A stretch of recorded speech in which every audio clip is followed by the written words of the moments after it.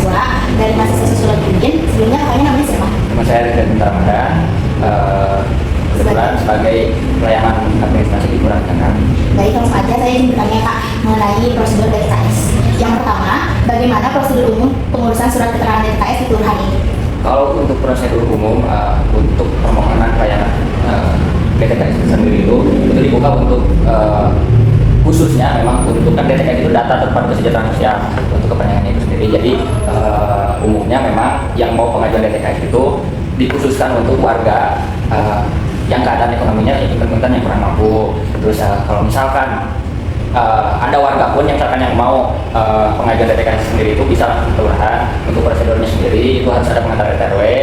Nah di pengantar RT/RW-nya itu harus disebutkan, nanti kan itu ada data nama warganya, terus nanti di catatan dan maksud tujuan itu nanti diisikan oleh pengurus RT/RW-nya. Di situ disebutkan bahwa benar warga tersebut itu warga yang dalam keadaan ekonomi kurang mampu. Jadi itu hasil dari verifikasi dan validasi oleh pengurus RT/RW tersebut dan langsung. Jadi kita juga memang kalau untuk DTKS sendiri itu berpacunya dari pengurus RT/RW dulu. Soalnya kan para pengurus RT/RW yang mengetahui bagaimana warganya itu. Oke, pertanyaan kedua, apa aja syarat yang wajib dipenuhi pemohon agar bisa mendapatkan surat DTKS-nya? Kalau untuk persyaratan sendiri itu, kalau untuk surat keterangan DTKS itu ya pertama yang itu pengantar tersebut yang pertama. Terus yang kedua fotokopi kartu keluarga dan KTP. Yang ketiga itu harus disertakan juga surat pernyataan. Di sisi lain yang tadi saya sebutkan dari hasil verifikasi dari pengurusnya itu langsung yang menerangkan bahwa keadaan ekonomi keluarga tersebut kurang mampu. Terus di sisi lain pemohon tersebut juga membuat pernyataan yang menerangkan bahwa keadaan ekonomi keluarga tersebut itu tidak mampu. Terus yang keempat itu harus ada foto rumah, tampak depan dan tampak dapur itu pun harus di-tagging, harus ada GPS-nya. Selanjutnya, apa kendala yang biasanya muncul saat melayani permohonan DTKS? Terutama kan biasanya mahasiswa suka ada permohonan DTKS gitu ya Kak? Ada kendalanya nggak? Kalau kendala itu memang yang umumnya itu memang kayak misalkan ada mahasiswa yang minta surat keterangan DTKS, kendalanya itu ketika kan permohonan surat DTKS itu dikhususkan bisa dikeluarkan itu ketika pemohonnya itu sudah terdaftar di DTKS. Nah kendala yang pertama mungkin ada misalkan ada warga ataupun mahasiswa yang meminta surat keterangan DTKS, ternyata dalam pengecekan di aplikasi itu pemohonnya tersebut tidak masuk DTKS. Nah kendalanya itu kan memang kalau kasusnya yang seperti itu kita mengarahkan untuk pengajuan terlebih dahulu. Cuman memang kendalanya itu berproses waktu. Paling cepat itu ketika setelah pengajuan itu 1 bulan setelah pengajuan baru keluarlah namanya tercantumnya terdaftar di database DTKS.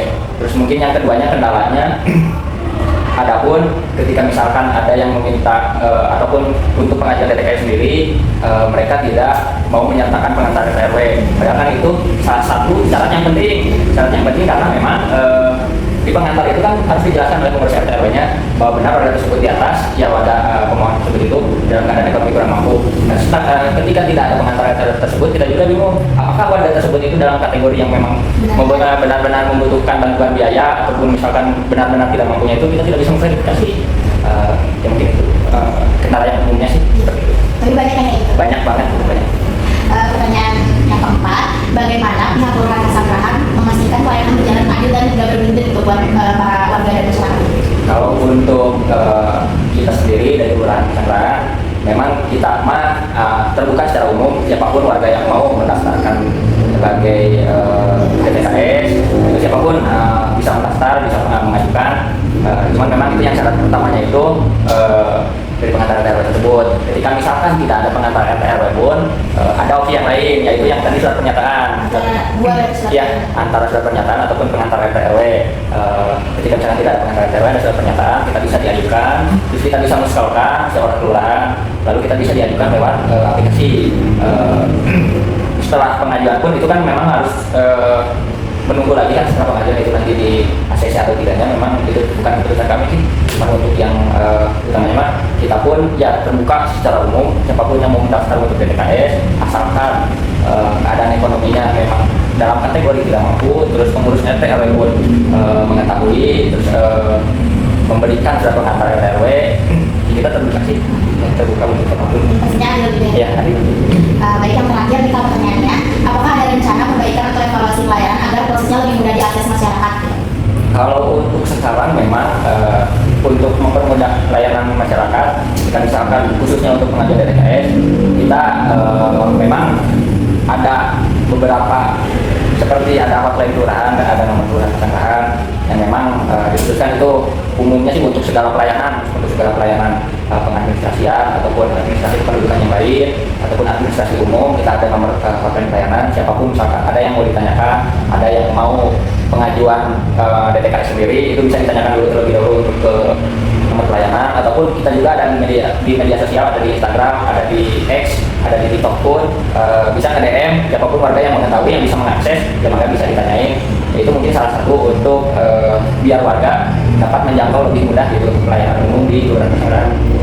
Kalau misalnya pelayanan sendiri ada survei kepuasannya gitu nggak sih Kak? Kalau untuk survei kepuasan masyarakat kita ada, itu pun di per triwulan kita ada survei ke masyarakat, siapapun yang melakukan pencatatan administrasi kependudukan atau misalkan pembuatan pelayanan umum, kita juga nanti kita kasih formulir untuk mengisi survei IKM, indeks kepuasan masyarakat.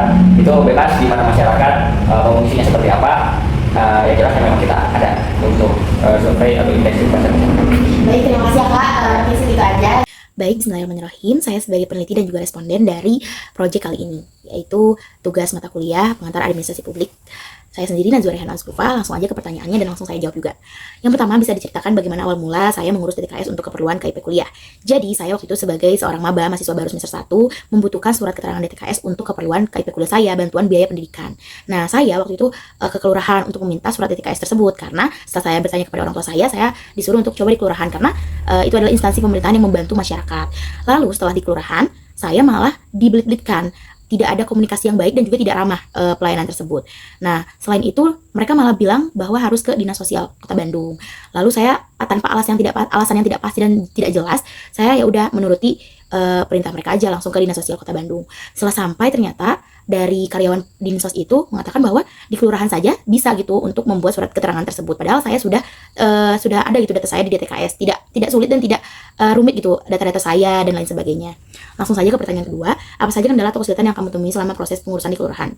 Ya tadi, kurangnya pelayanan yang baik, tidak ramah, dan berbelit-belit, tidak adanya pelayanan yang baik karena banyak sekali kendala, karena berbelit-belit miscommunication sekali, sangat antara Dinsos dan juga kelurahan saya itu tidak ada komunikasi yang benar-benar efektif. Seharusnya ada yang efektif dan lebih baik lagi.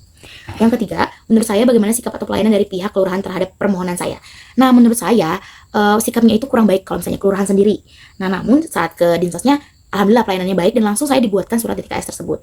Sikap pelayanan dari pihak kelurahan itu sangat kurang baik dan tidak bisa memberikan solusi yang terbaik, itu tidak efektif dan benar-benar sudah tidak ramah dan benar-benar tidak memberikan apa yang diinginkan oleh masyarakat itu. Karena saya juga masyarakat dan seorang mahasiswa yang membutuhkan surat tersebut untuk keperluan biaya pendidikan kuliah saya gitu.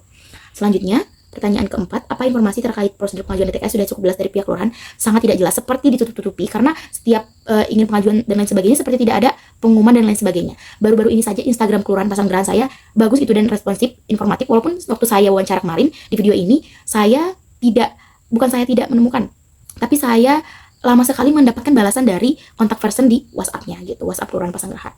Oke, pertanyaan terakhir, apa harapan Anda terhadap pelayanan publik khususnya dalam membantu mahasiswa seperti saya?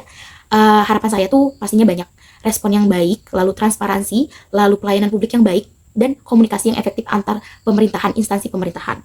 Lalu seperti mahasiswa saya khususnya dapat membantu saya gitu, tolong dipermudah dan juga ada prosedur yang benar-benar detail dan terarah dan sistematis, terstruktur untuk mahasiswa. Apalagi mahasiswa kan udah bisa langsung digital dan lain sebagainya. Mohon pelayanan yang lebih baik lagi.